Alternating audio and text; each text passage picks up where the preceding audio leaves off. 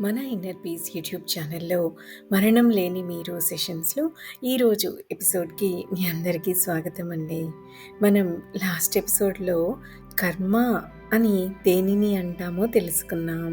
కర్మ సిద్ధాంతం కొంతమందికి వర్తించదు అని, అలాగే ఎబిలిటీ టు వాక్ ఇన్ అంటే ఏమిటి అని తెలుసుకున్నాం. మనం మంచి పనులు చేయటం వల్ల, సత్కర్మలు చేయటం వల్ల మనకేం జరుగుతుంది అని కూడా తెలుసుకున్నాం. మరి సత్కర్మ చేయడానికి మంచి మార్గం ఏమిటో కూడా చెప్పుకున్నాం. అవతార పురుషులందరూ ఎందుకు దారిద్ర్యంలోనే జన్మిస్తారు అని కూడా డిస్కస్ చేసుకున్నాం. ఒకరు కష్టాలు పడుతున్నారంటే దానికి కారణం ఏమిటి అని కూడా మనకిప్పుడు చాలా క్లారిటీ ఉంది కదా. సో మన ఆలోచనలకు, మన జీవితానికి లేదా మన జన్మలకు ఏమిటి సంబంధం అని కూడా డిస్కస్ చేసుకున్నాం. మనతో హద్దుమీరిన వాళ్ళని మనం క్షమించాలని, అలాగే మనం ఎవరి దగ్గరైనా హద్దుమీరితే వాళ్ళను క్షమాపణ అడగాలి అని తెలుసుకున్నాం. సత్కర్మ చేయడానికి మంచి మార్గం తెలుసుకున్నాం కదా. మరి అదేమిటి గుర్తుందా? ఎవరు మన కోసం ఏం చేస్తే మనకు సంతోషం కలుగుతుందో అలాంటి వాటిని మనం ఇతరుల సంతోషం కోసం చేస్తూ ఉండటం. కర్మను మనలో కొందరే తప్పించుకోగలరు. మనం అప్పు చేస్తే మళ్ళీ దానిని తీర్చాలి. మనం ఇంకొకళ్లకు మంచి చేస్తామనుకోండి, వాళ్ళు మనకు మంచిని చేయాల్సి వస్తుంది. మనకు మంచి జరిగితే బాగుంటుంది కాబట్టి మనమే ముందుగా ఇతరుల మేలును కోరుకోవాలి. వాళ్ళ మీద దయ చూపించాలి. వాళ్లకు సానుభూతిని అందించాలి. వాళ్లకు చేతనైన సహాయం చేస్తూ ఉండాలి. మనుషులకు మాత్రమే కాకుండా సమస్త జీవరాశుల మీద కారుణ్యాన్ని మనం కలిగి ఉండాలి. ఆ కైండ్నెస్ అనేది మనలో భాగమైపోవాలి. ఓ దేవుడి దృష్టిలో మనుషులంతా ఒక్కటే కదా. అంతకన్నా గొప్ప దేవుడి దృష్టిలో సమస్త జీవరాశులు ఒక్కటే. కాబట్టి అన్ని జీవరాశుల మేలు మనం కోరుకోవాలి.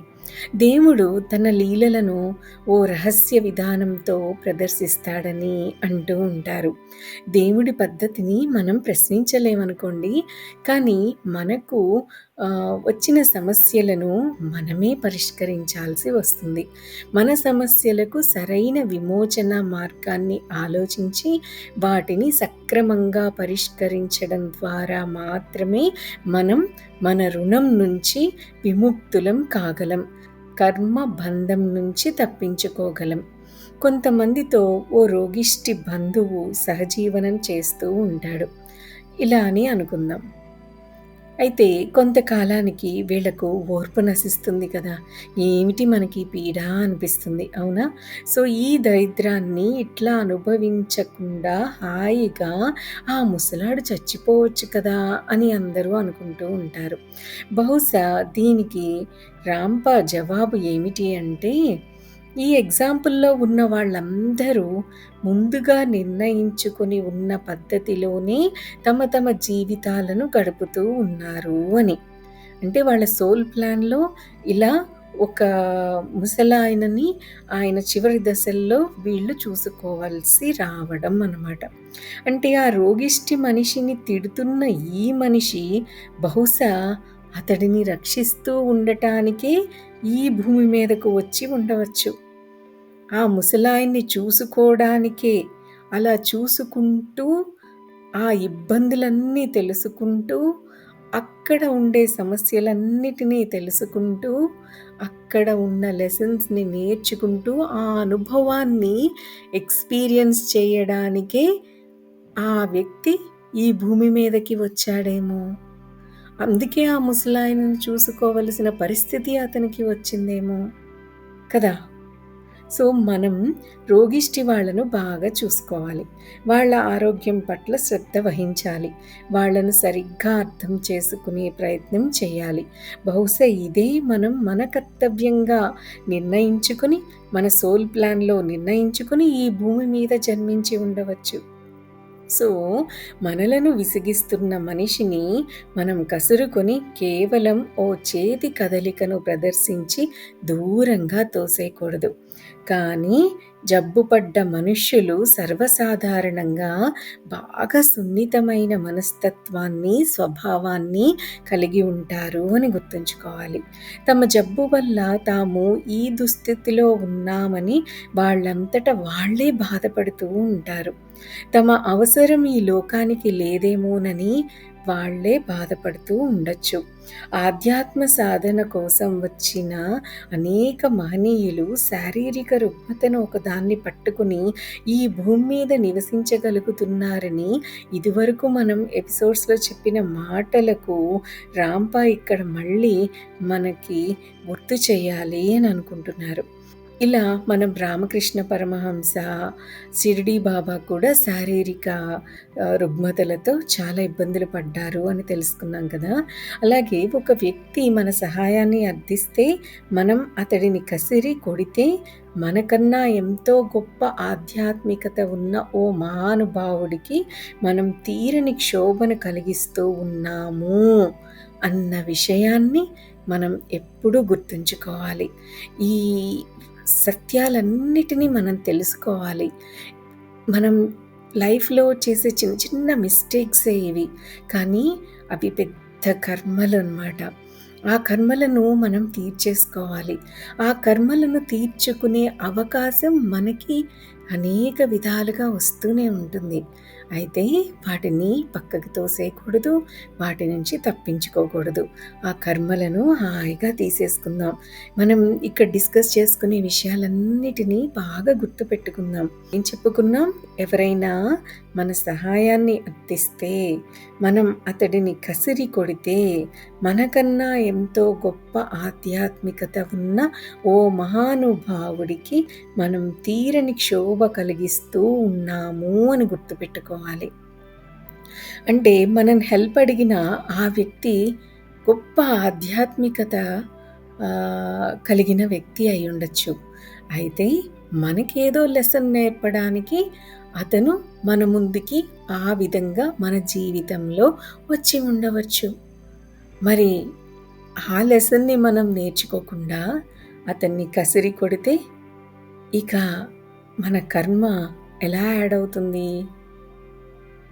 ఒక్కసారి ఆలోచించండి. రాంపాకి ఫుట్‌బాల్ వంటి శ్రమపడి ఆడే ఆటల మీద అస్సలిష్టం ఉండదు. కానీ మనల్ని ఆయన ఒక ప్రశ్న అడుగుదామనుకుంటున్నారు. అదేంటంటే, అలాంటి ఆటల్లో బాగా పేరు తెచ్చుకున్న ఏ ఆటగాడైనా ఆధ్యాత్మికంగా ఏ కొంతైనా అభివృద్ధిని సాధించిన విషయం మీరు ఎప్పుడైనా విన్నారా అని అడుగుతున్నారు. కనీసం ఆధ్యాత్మికం అన్న మాటనైనా తప్పు లేకుండా ఆ గొప్ప క్రీడాకారుడు రాయగలడా అని అడుగుతున్నారు. మన స్థూల శరీరంలో అంటే మన ఫిజికల్ బాడీలో ఏర్పడే ఓ రుగ్మత, ఒక ఇల్నెస్, ఒక డిసీజ్ నిజానికి ఆ వ్యక్తి ఆధ్యాత్మిక అభివృద్ధి కోసమే నిర్దేశింపబడిన ఓ రహస్య విద్యగా, సాధారణంగా స్వీకరించగలిగిన ఫ్రీక్వెన్సీల వేగం గల తరంగాల కన్నా ఎక్కువ ప్రకంపనాల వేగం ఉన్న తరంగాలను స్వీకరించి గ్రహించగలిగిన స్థితిని సాధించడానికి ఉపయోగపడే ఓ సాధన అని మనం ఏమాత్రం సంశయం లేకుండా అర్థం చేసుకోవాలి. కొంతమందిని చూస్తూ ఉంటాం. నాకు బాడీ పెయిన్స్ ఉన్నాయి, లేకపోతే నాకు ఆర్థరైటిస్ ఉంది, లేదా నాకు ఇక్కడ మెడ పట్టేస్తుంది, నడుము నొప్పి ఉంది, చేతులు నొప్పులు వస్తున్నాయి అంటే కొంతమంది చాలా హేళనగా మాట్లాడతారు వాళ్ళ గురించి. నువ్వు ఒక గాజు బొమ్మ లాంటి దానివి, నువ్వు దేనికి పనికిరావు, ఏ పని చేయలేవు, ఇంకెందుకు, ఇట్లా రకరకాలుగా మాట్లాడుతూ ఉంటారు. అదే వేరే వాళ్ళతో కూడా ఆ ఫలానా వ్యక్తికి ఒళ్ళంతా నొప్పులే, రోగాల పుట్ట, రోగిష్టోళ్ళు ఇట్లా మాట్లాడుకుంటూ ఉంటారు. అది ఎంత తప్పు అన్నది ఇప్పుడు మనకు అర్థమవుతుంది కదా! అంటే వి ఆర్ జడ్జింగ్ సమ్‌వన్ ఇక్కడ మళ్ళీ ఇంకొక్కసారి చెప్పుకుందాం ఈ సత్యాన్ని. మనం బాగా గుర్తుంచుకోవాల్సిన ఒక సత్యం. ఫిజికల్ బాడీలో ఏదైనా రుగ్మత గనక ఉంటే నిజానికి ఆ వ్యక్తి ఆధ్యాత్మిక అభివృద్ధి కోసం నిర్దేశింపబడిన ఓ రహస్య విద్యగా, సాధారణంగా స్వీకరించగలిగిన ఫ్రీక్వెన్సీల వేగం గల తరంగాల కన్నా ఇల్‌నెస్ వల్ల ఎక్కువ ఫ్రీక్వెన్సీ వేగం ఉన్న తరంగాలు జనరేట్ అవుతాయి.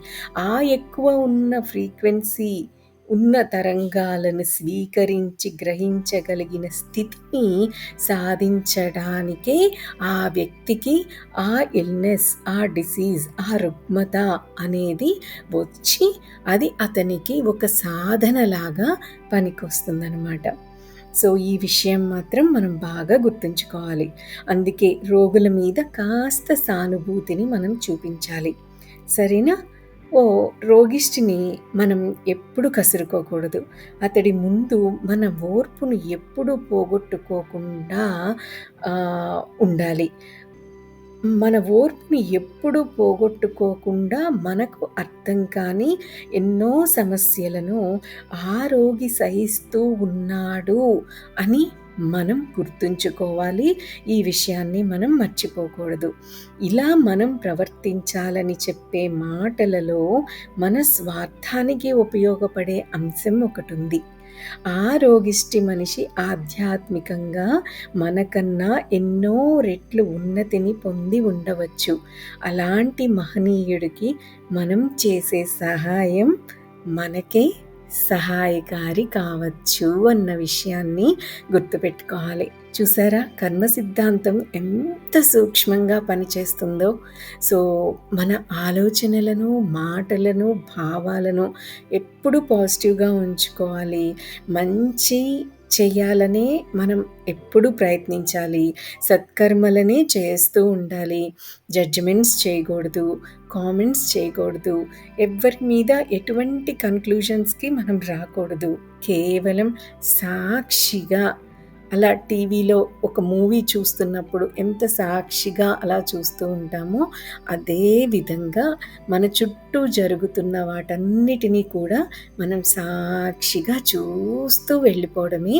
ఆ సిట్యుయేషన్స్ నుంచి మనం ఏం నేర్చుకోవాలో ఆ వాటిని గ్రహిస్తూ వెళ్ళిపోవడమే. మనం ఎప్పుడు సమదృష్టిలో ఉండటానికి ప్రయత్నించాలి. శాంతి, ప్రశాంతత అనేది మనకుండాలి. మన మీద మనకు విశ్వాసం ఉండాలి. మనం చేసే సాధనలను మనం చేస్తూ ఉండాలి. ప్రతి క్షణం ఎరుకతో ఉండాలి. మరి దీని గురించి ఆలోచించండి అండ్ ప్రాక్టీస్ చేసేయండి. ఈరోజు మనం తెలుసుకున్న సత్యాలన్నిటినీ బాగా గుర్తుపెట్టుకోండి అండ్ లైఫ్‌లో ఇంప్లిమెంటేషన్ ఈ క్షణం నుంచే స్టార్ట్ చేసేయండి. దట్స్ ఆల్ ఫర్ టుడే అండి. Have a great day. Thank you. Thank you. Thank you.